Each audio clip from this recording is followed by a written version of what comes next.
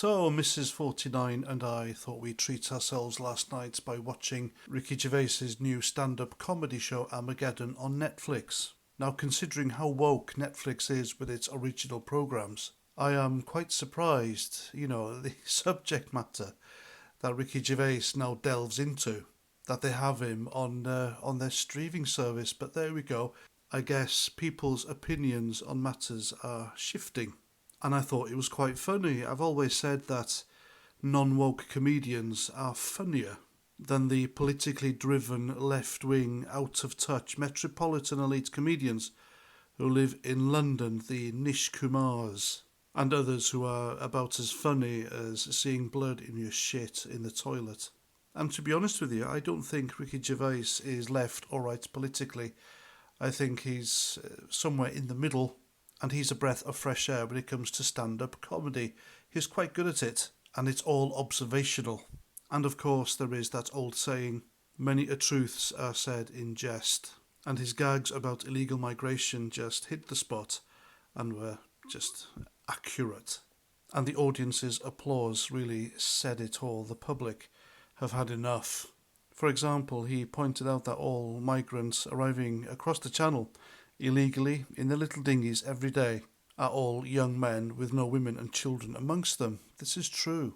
He then cracked a joke about an illegal migrant clinging onto the underside of a truck, and when it stops at traffic lights, of course this is a gag, but still, Ricky Gervais looks at him and asks him where he's going, to which the illegal migrant under the truck replies, "I'm off to Gary Lineker's house." And so by making jokes about this issue, he's pointing out a number of things.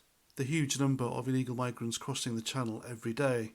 The total absence of women and children amongst them, considering they say they're all fleeing from war-torn countries, is a massive red flag.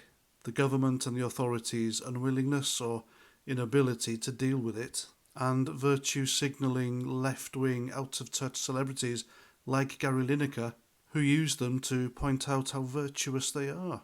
Like I said, many a truth said in jest. Of course, comedy is subjective, and as a former squaddy and prison officer, I've got a sick sense of humour, so I quite literally laughed my tits off start to finish. Which brings me on to Caroline Aherne. Now, I know she's dead, and she had her demons, but I made a post about her, because she was trending on X, formerly Twitter, saying I was baffled as to why people called her a comedy genius. Now, I know she was in the royal family, and she was also on was it the Fast Show?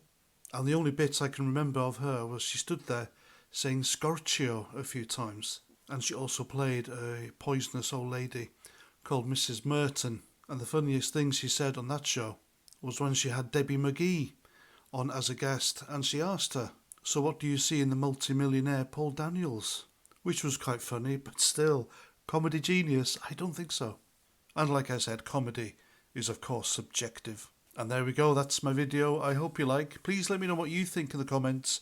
And if you haven't yet, then please consider subscribing to my channel and sharing my stuff everywhere. If you're a bot, of course, then go away. You are doing more harm than good. And that's that. So until the next time, Roger Trout.